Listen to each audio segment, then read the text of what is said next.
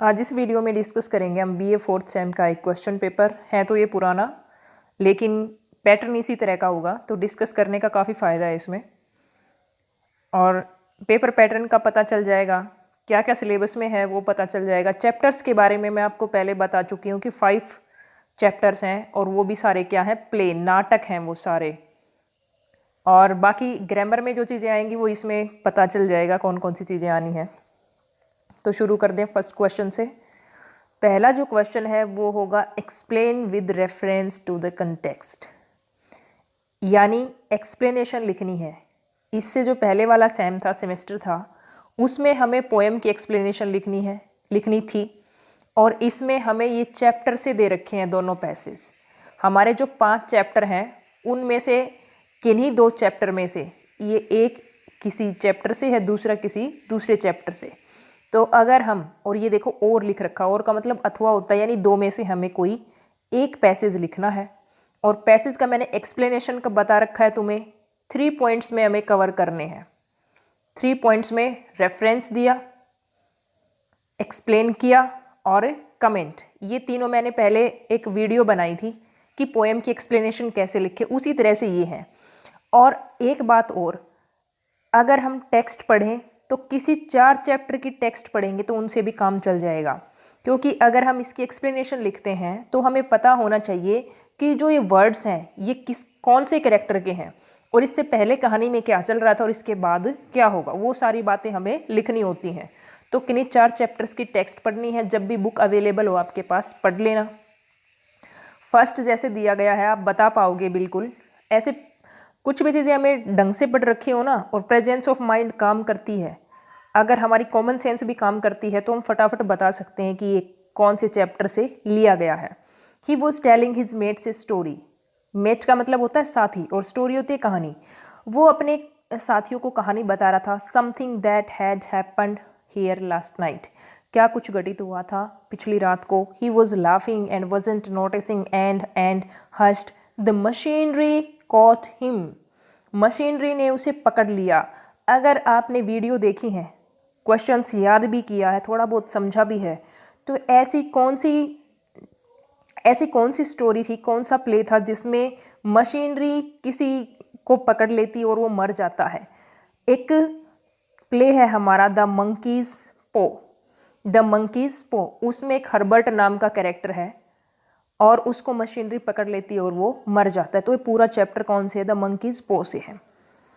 When you laugh at something, ये chapter number 5 है, उससे लिया गया ये पूरा पैसेज। और चैप्टर नंबर 5 का नाम है द स्लीप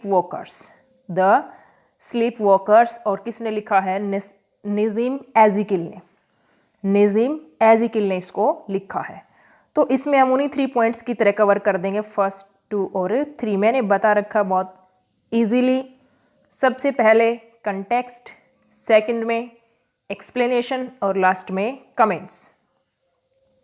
नेक्स्ट क्वेश्चन, और ये देखो नंबर कितने हैं, 8 मार्क्स का है, कम नहीं होते, 8 नंबर का है ये।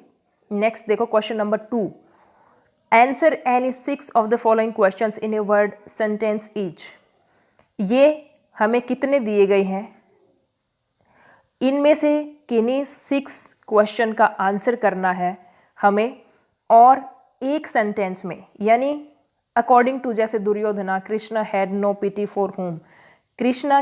दुर्योधन के अनुसार कृष्णा के मन में किसके प्रति बिल्कुल भी दया नहीं है। Second, how long has Swillovidoff been an actor. Swillovidoff कितने सालों से एक्टर था। वो did Morris get for losing his arm. वो सर्जेंट मेजर मॉरिस था, उसकी एक बाजू नहीं थी, तो उसके बदले उसे क्या मिला था। तुम्हें समरी में भी पढ़ा होगा कि 45 ईयर से वो एक एक्टर था और इसने अपनी बाजू खो दी थी, तो इसको क्या मिला था, ब्रेवरी के लिए एक मेडल मिला था। इस तरह से कृष्णा के had no pity for home, किसके लिए कृष्णा के मन में बिल्कुल भी दया की भावना नहीं थी। तो इस चैप्टर में पढ़ोगे तो पता चल जाता है हमें कि किसके प्रति कोई भी दया की भावना नहीं थी। ये सारी बातें। वाई डिड द फकीर put A spell on the पो, कि फकीर है उसने इसमें जो पंजा था उसमें एक मंत्र क्यों फूका था उसमें, क्योंकि वो दिखाना चाहता था कि हमेशा जो डेस्टिनी में लिखा होता है वही होता है और अगर हम उसको चेंज करने की कोशिश करें अपने अनुसार तो बहुत ज़्यादा हमें बहुत बड़ी कॉस्ट पे करनी पड़ती है, बहुत बड़ी कीमत उसकी हमें चुकानी पड़ती है। लिखवा रखा ये भी, why according to Mrs Roland will her husband not back borrow और स्टील। मिसिज रोलैंड के अनुसार उसका जो हस्बैंड है वो ना तो भीख मांग सकता है, ना उधार ले सकता और कुछ चुरा भी नहीं सकता। इसमें मिसिज रोलैंड कहती है क्योंकि तुम भीख नहीं मांग सकते। क्यों? क्योंकि तुम अपने आप को बहुत अच्छा मानते हो, भीख मांगने में उसको शर्म आती है। उधार वो ले नहीं सकता, क्यों? क्योंकि काफ़ी उधार वो पहले से ही सबसे उधार मांग चुका है, उसने किसी को छोड़ नहीं रखा। और रही बात चोरी करने की, तो जो अल्बर्ट है वो चोरी नहीं कर सकता क्योंकि उसमें इतनी हिम्मत नहीं है, उसमें इतना साहस नहीं है। ये बात कहती है Mrs Roland. Why did, next है, why did the hot water spill on the floor. Spill का मतलब होता है बिखर जाना। When Mrs Roland hands over the bowl to her husband. जब मिसिज रोलैंड अपने हस्बैंड को वो पानी का कटोरा देती है तो नीचे पानी क्यों फैल जाता है? क्यों? क्योंकि अल्बर्ट के जो हैंड्स है वो क्या कर रहे थे? कांप रहे थे, ट्रेम्बल कर रहे थे, इस वजह से। नेक्स्ट है, what kind of stories does mister Verma right. Mister Verma chapter 5 से स्टूडेंट्स ये किस तरह की कहानियाँ लिखते थे? द स्लीप वर्कर्स है ना, उस तरह से। Who does miss Ganguly propose to give in exchange of Hemingway. ये चैप्टर दोनों 5 से लिए गए हैं। टोटल यानी क्वेश्चन नंबर 2 में टोटल 8 क्वेश्चंस, ये देखो 8 क्वेश्चंस पूछे जाएंगे और उनमें से किन्हीं 6 का आंसर आपको करना है। और ये कितने मार्क्स के हैं? प्रत्येक क्वेश्चन 1 नंबर का है। अब पोर्शन बी में देखेंगे हम। Answer any 2 of the following questions in about 100 words each. 3 दिए गए हैं, यानी चॉइस हमें इसमें भी मिलेगी और 3 में से हमें कोई 2 लिखने हैं। नंबर कितने आएंगे? एक क्वेश्चन का 6 है तो टोटल 12 मार्क्स हो जाएंगे। हाउ? इसमें देखो जो समरी लिखवा रखी है ना, उन्हीं को आप शॉर्ट कर सकते हो, जैसे क्वेश्चंस पूछा गया है उसी के अकॉर्डिंग। उसमें पैसेज बना रखे हैं समरी में भी, तो 6 मार्क्स के अकॉर्डिंग आप बना सकते हो, क्योंकि आप अभी इतने बड़े हो गए हो, आपको पता है 6 मार्क्स में कितनी लेंथ रखनी है, और इससे ज़्यादा अगर बड़ा पूछा जाए तो उसमें कितनी लेंथ रखनी है। उसमें जो कोटेशंस होती हैं यानी टेक्स्ट की लाइन होती है उनको कम नहीं करना, आप ये ध्यान रखोगे। और लाइंस छोड़ सकते हो, लेकिन टेक्स्ट की जो कोटेशंस होती हैं, लाइंस होती हैं, उनको नहीं छोड़ना। ये वही है, यानी कह सकते हो कि जो समरी है उनको ही एज इट इज़ आपको लिखना। हाउ डज भाषा या भास कहते हैं जिसको हिंदी में पर्सोनिफाई सुदर्शना। सुदर्शन जो चक्कर है उसका पर्सोनिफिकेशन किस तरह से किया गया है, मानवीकरण किस तरह से किया गया है। Second, comment on the use of dramatic irony in the swan song. Swan song में ड्रामेटिक आयरनी किस तरह से है वो बताना, आयरनी के बारे में भी उसमें बता रखा है। दोनों लिख दोगे काम चल जाएगा। Why does Mrs Roland not want to leave her husband and go back to her parents. जो मिसिज रोलैंड है वो क्यों नहीं छोड़ना चाहती अपने हस्बैंड को और क्यों वापस नहीं जाना चाहती? क्योंकि वो ये समझती है कि अगर मैं वापस गई उनके पास और उनको बता दूँगी ये कुछ नहीं कमाता तो उनको क्या बहुत ज़्यादा दुख होगा। इसमें भी आप समरी लिख सकते हो। और टेक्स्ट को, जो टेक्स्ट की लाइंस है, जैसे लॉन्ग क्वेश्चन है तो उसमें थोड़ी सी ज़्यादा ऐड कर दो, शॉर्ट है तो उसमें 1-2 कोटेशन से काम चल जाएगा। नेक्स्ट देखो, narrate the sequence of events that leads up to Mr White's making his first wish, what was its outcome. Mr White और ये कौन से चैप्टर में है? द मंकीज पो। और कितने नंबर का है? नेक्स्ट क्वेश्चन 12 मार्क्स का है। ये 2 पूछे जाएंगे 12 मार्क्स के, उनमें से कोई एक लिखना है।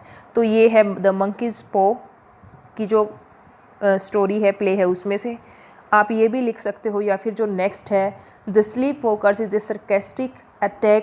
sarcastic take on the so called liberal modern advanced man and women of progressive India comment. ये चैप्टर नंबर 5 से है, तो इनमें से भी कोई एक लिखना है। वही समरी आप लिख दोगे। उनमें से छोटे क्वेश्चंस जब आप याद करते हो, जैसे पूरी लेंथ नहीं बन पा रही तो उनमें से शॉर्ट क्वेश्चंस याद करते हो कुछ, तो वो ऐड कर दोगे।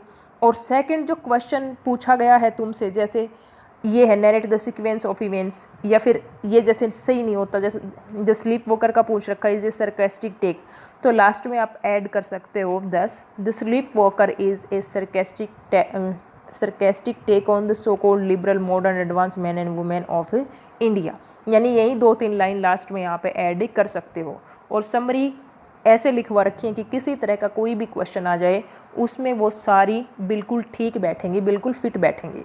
और लास्ट में आपको क्वेश्चंस की लाइन ऐड कर देनी है, लेकिन एक इंटेरोगेशन फॉर्म में नहीं, इसको किस तरह से सिंपल फॉर्म में, यानी क्वेश्चन पूछा गया इस तरह से नहीं ऐड करनी है आपको, उसको सिंपल बना के, साधारण बना के ऐड करनी है कि इस प्रकार जो ये प्ले है ये एक सरकेस्टिक टेक है, या फिर ये कहे कि एक व्यंग्य है आज के ज़माने के जो लिबरल मॉडर्न एडवांस्ड मैन और वीमेन हैं उसके, यानी इस तरह से लिख देना आपको। मैंने हिंदी में भी बता दिया।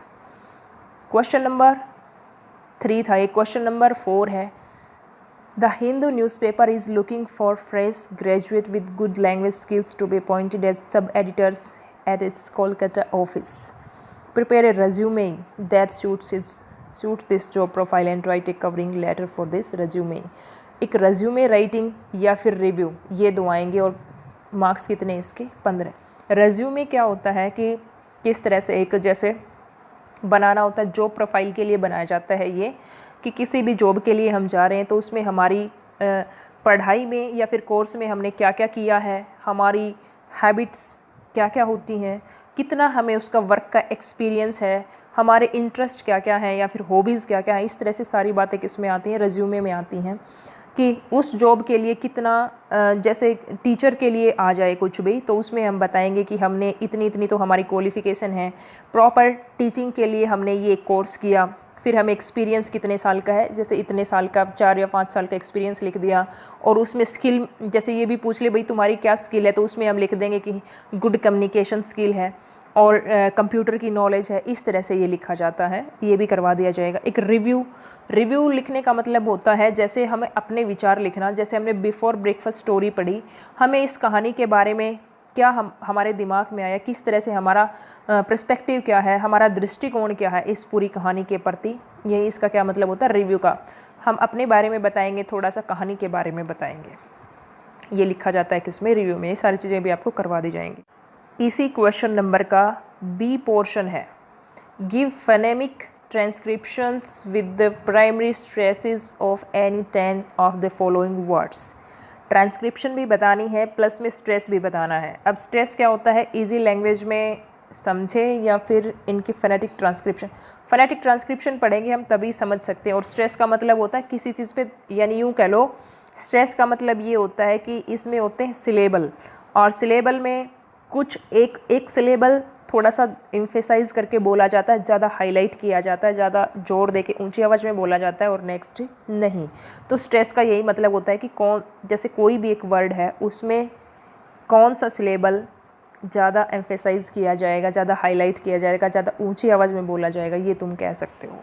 फोनेटिक ट्रांसक्रिप्शन पढ़ेंगे तब ये भी आपको पढ़ा दिया जाएगा। आसान से वर्ड्स सिखाए जाएंगे स्ट्रेस के साथ में, और ये आप इजीली लिख पाओगे क्योंकि कितने चैप्टर्स हैं टोटल 5, और उनमें से काफ़ी दे रखे हैं ये 1 2 3 4 5 6 7 8 9 10 11 12 13 14 15 15 दे रखे हैं, उनमें से कोई 10 करने हैं, आप इजीली कर पाओगे। अब तो थोड़े मुश्किल लग रहे होंगे, भारी भरकम से वर्ड्स, लेकिन चीज़ें समझने के बाद, याद करने के बाद कुछ भी मुश्किल नहीं होता। Only for visually challenged candidates, जो विजुअली चैलेंज्ड हैं, अंधे हैं, उनके लिए ये है, use any 5 of the following phrase in your own sentences. Phrase दे रखी है हमारी जो एक्सरसाइज है उन्हीं में से है ये भी, लेकिन ये आपको ये नहीं करना क्योंकि ये विजुअली चैलेंज्ड के लिए है। सी ऑप्शन में दे रखी है, give 1 synonym each of the 5 of the following, यानी 5 नंबर के आएंगे सिनोनिमस। ये हमने कुछ तो अभी याद भी कर लिए, आते भी होंगे इनमें से आपको 5, जैसे इसका हो चुका, इसका हो चुका, इसका और इसका 4, और इसका भी हो चुका। देखो अभी हमने 2 चैप्टर्स किए हैं और इनके हो भी चुके हैं। 5 तो हमें पहले से ही आते हैं, 2 चैप्टर में से ही पता चल गया। क्वेश्चन नंबर 5 और लास्ट का है ट्रेंस, लास्ट का तो नहीं होगा I think, sorry students, last का नहीं है। क्वेश्चन नंबर 5 है ट्रांसलेट इनटू इंग्लिश। एक पूरा पैरा दिया गया है, 6 नंबर का है ये, और उसको हमें इंग्लिश में ट्रांसलेट करना है, यानी ये हिंदी में दे रखा और हमें किस में लिखना है इसको, इंग्लिश में। क्वेश्चन नंबर जो 5 का था उसी का बी पोर्शन है, पहले वाले पोर्शन में हमें ट्रांसलेशन करनी थी इंग्लिश में और इसमें करनी है हिंदी में। इंग्लिश का एक पैसेज दिया गया है, उसको किस में लिखना है? हिंदी में। ये भी 6 नंबर का है। इसके भी एक और में दे रखा है कि ये फॉरेन स्टूडेंट्स के लिए, इसमें इसको हमें देखना ही नहीं है। ये देखो यहाँ पे लिख रखा, for non Hindi speaking students make a precis of the following passage and assign a suitable title. ये उनके लिए है जिनको हिंदी बोलनी नहीं आती, यानी हिंदी नॉन हिंदी वाले जो स्टूडेंट्स होते हैं उनके लिए प्रेसी राइटिंग का है ये। आपको ये नहीं देखना, आपको उसकी ट्रांसलेशन करनी है। ये दे रखी है, क्योंकि आपको हिंदी आती है, नॉन हिंदी आप हो नहीं, तो आपको क्या लिखना है? इस पूरे पैसेज की हिंदी लिखनी है। और कितने मार्क्स की है ये? 6 मार्क्स की। आसान होती है, कोई बड़ी बात है नहीं। तो ये था आपका पेपर पैटर्न, थोड़ा सा हेल्पफुल रहेगा आपके लिए, आपको दिमाग में क्लियर हो जाएगा क्या चीज़ पढ़नी है क्या नहीं। सबसे पहले पढ़ेंगे हम 5 चैप्टर्स, उनकी समरी और उनकी कहानी बहुत अच्छे से, और उसकी जो एक्सरसाइज बच गई सिनोनिमस और एंटोनिमस, ये चीज़ें हम पढ़ेंगे सबसे पहले। बाद में जो ग्रामर में सबसे ज़्यादा राइटिंग का पोर्शन है थोड़ा सा, जैसे रेज्यूमे हो गया, रिव्यू हो गया, 2 तो ये चीज़ें होगी। और साथ में हमें सीखनी है ट्रांसलेशन, हिंदी में भी और इंग्लिश में भी। ट्रांसलेशन के लिए मेरा एक सुझाव है आपको, आपके घर में कोई भी टेंस की बुक होगी ग्रामर की, उसको लो, पढ़ो आसानी से।